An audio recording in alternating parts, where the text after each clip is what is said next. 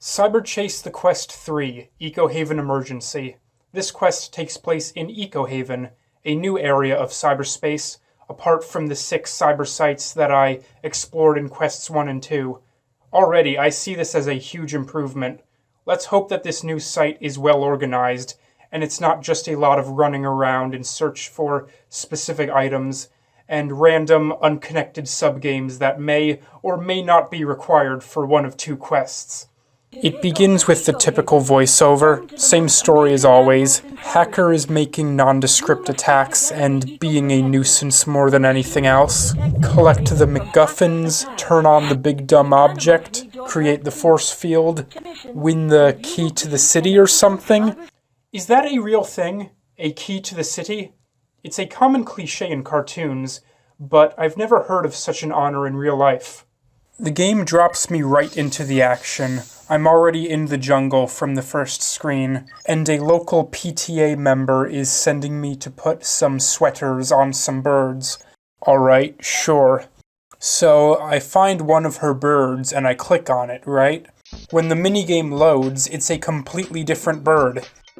So I measure its wingspan and its weight, standard stuff. He gets his right proper fitting skivvy. I found the tree where the falcons are nesting, but the one to whom I gave a sweater isn't there. Instead, here's the original bird that appeared on the overworld. Then it gets really weird.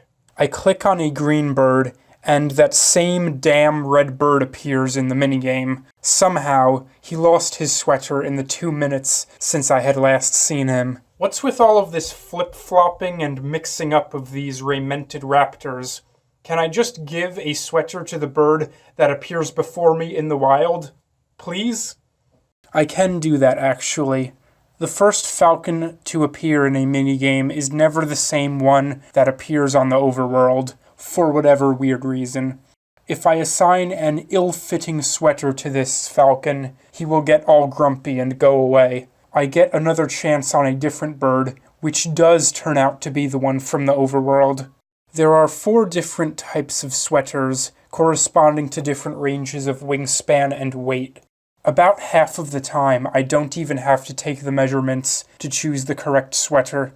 If a single wing is shorter than 3 units or longer than 6, I don't have to take the weight. There's only one type of sweater for each of those length ranges, and I can eyeball the length without dragging my cursor on the ruler. I'm going to try to represent this playthrough in approximately chronological order, though there's no strict chronology to any given playthrough, as I'm free to move around Ecohaven and interact with various characters.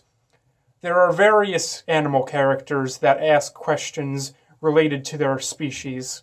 Here's a gorilla, or maybe it's a robot that looks like a gorilla? Anyway, I like this design philosophy of using all questions in one area of related subject matter. Quests 1 and 2 are all over the place and lacking in direction. They briefly covered maths and riddles and cyberchase trivia and anagrams of random words with no overarching theme. They never had space to develop any of those subjects very deeply or very well.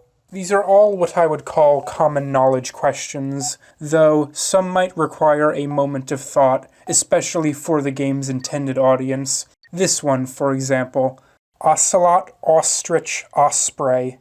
A kid might have to slow down and mentally sort out those similar-sounding words, and if you don't know the exact answer, you can eliminate incorrect answers. And the game has the same types of questions as in the previous quests. There are anagrams. The difference is that the answers relate to a common subject, and they aren't arbitrary words that someone just pulled from a dictionary. You can better apply any background knowledge that you have when the words adhere to a subject matter. So, the residents of Ecohaven already have all of the Eco Protector pieces, and they seem to understand the importance of the Eco Protector. They should just put it together themselves. They are the ones who are in danger if Hacker continues to attack them. I'm not trying to save them for my own sake. So far, I think that Quest 3 is a tremendous improvement over Quests 1 and 2. It focuses on gameplay and learning, and it gets rid of some of the mechanics that made the other quests tedious. There's no money here, which is a welcome change. Instead of earning money for completing interactions, I get eco-protector pieces. They represent quantized and explicitly defined steps towards the ultimate goal of activating the eco-protector. I prefer this method over the method of grinding on the same few minigames to earn money and buying some item to trade for a different item that the quest requires. Meanwhile, most of the available items are useless, but I buy them anyway because that's what gamers do. We buy useless items to decorate our inventories. You know this. What else? Right, the map. This whole quest takes place in one big continuous biome, Ecohaven. I don't have to take the bus to get from one side to another, and I am free to go anywhere in the biome right from the beginning. Almost every screen on Ecohaven has multiple passages in and out, giving a lot of choice for exploration. Also, this game has teleportation. It's an unusual implementation of the mechanic, though. I don't have a lot of control of when it happens or where I end up. I'll be walking around, minding my own business, when suddenly, my Squawk Pad starts ringing. I pick it up, and it says that hacker is attacking something. I go into this triangulation exercise to find the location of the attack. Now they want to teleport me there. Okay, this is all happening very quickly.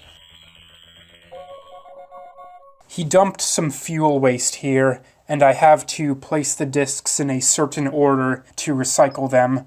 It isn't much of a puzzle. For this one, there are only 2 rules, and they both apply to purple. I place in 2 purple discs at a time, and I do whatever I feel with the rest of them.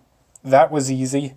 Back to the main game. So this old hobo has a caterpillar fetish or something. Whatever it is, I'm not reading all of that. What type of wall of text leftist meme is this shit? To find the caterpillars, I just move my cursor around the screen and click on whatever lights up. This robot monkey also has caterpillars. I can trade some bananas for them, or I can just answer monkey questions. I later found them, and I'll tell you, wow, what am I gonna do with all of these bananas? That exceeds my daily banana quota by at least half. Found a pyramid, but I can't get in yet. Supposedly, it requires that I have all 17 pieces and a password. Sand. I'll remember that. Well, I'm making a lot of progress on the protector pieces. I just found the last falcon. I fit him with a sweater and... What?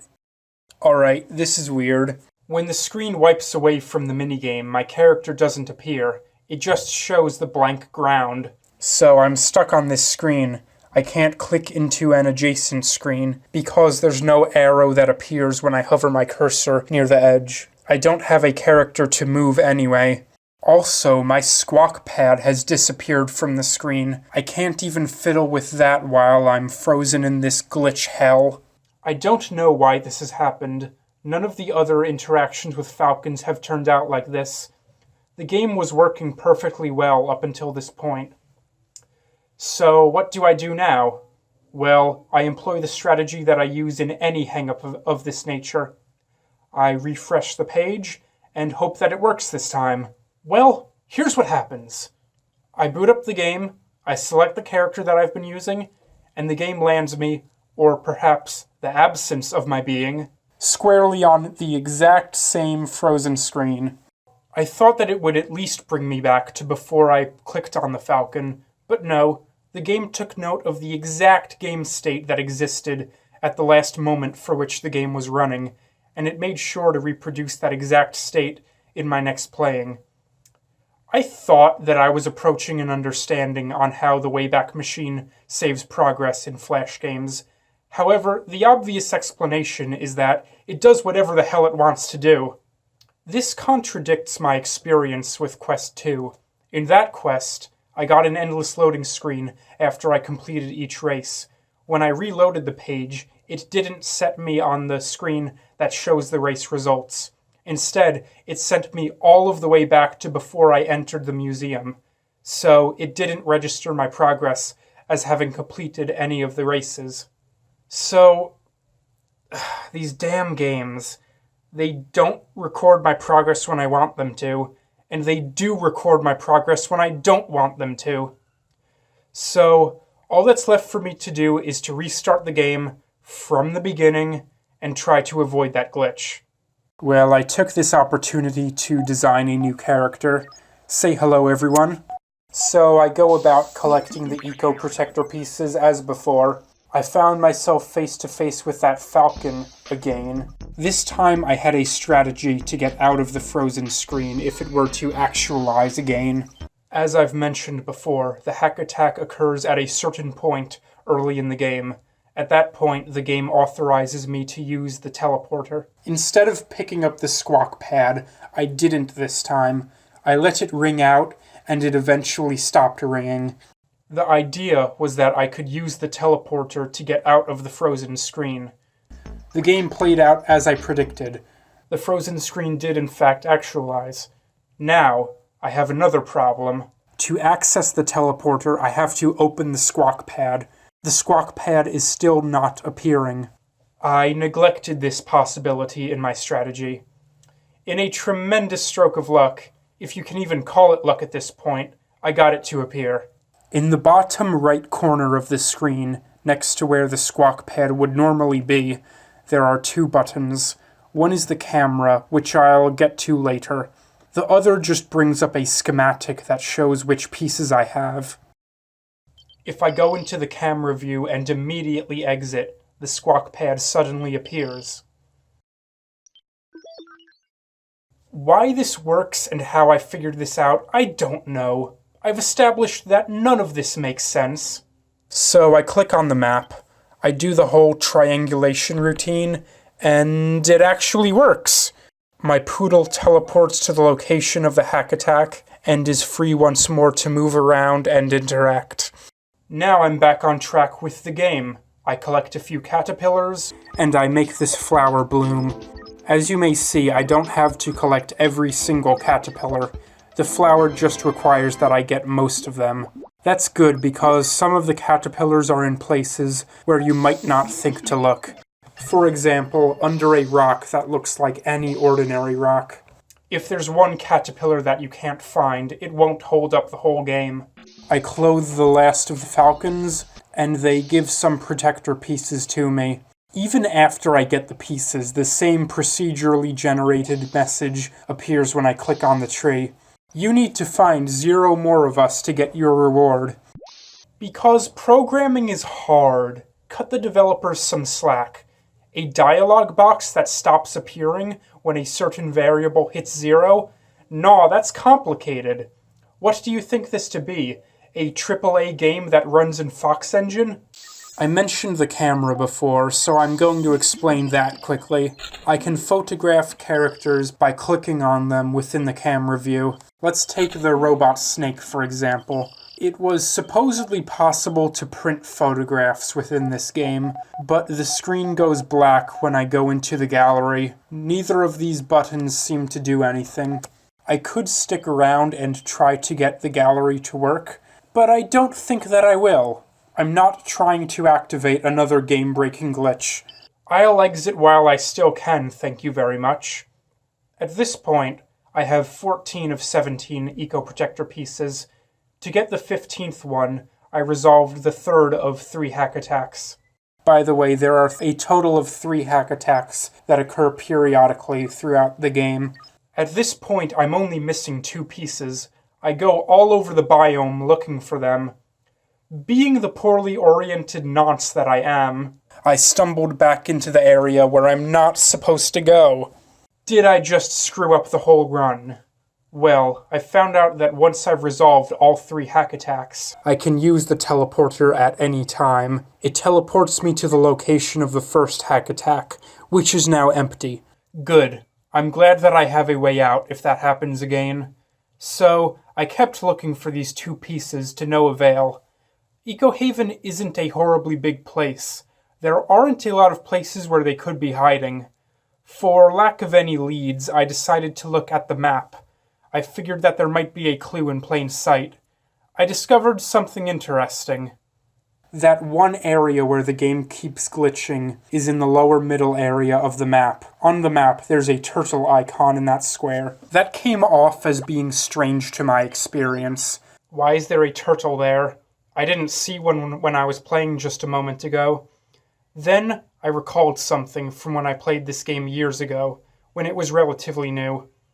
There is a turtle character in this game, and I vaguely recall the interaction.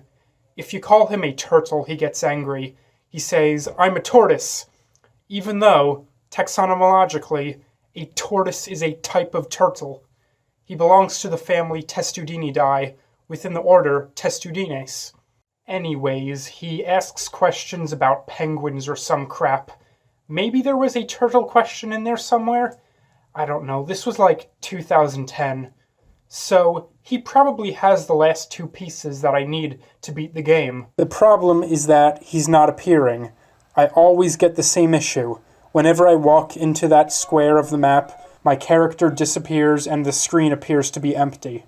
I can teleport away and walk back in an unlimited number of times, and the outcome is the same. And I've tried a lot of different methods to make this work. I've played in other browsers and I've done stuff. Still doesn't work. I've probably completed this game at some point in the past, back when it was officially on the PBS Kids website and it was slightly less glitchy. If only I had recordings going back that far. So it happens again that I get pretty much up to the end of the game and I can't complete it. It's more of a bummer this time because I was actually enjoying this quest. I like the setting and the streamlined playing experience that's more about resolving problems and less about fetching items. I like how the game integrates education in a compelling way. So yeah, that's my verdict. This is my favorite quest so far, and it sucks that it doesn't work anymore. I bid the YouTube viewer base adieu.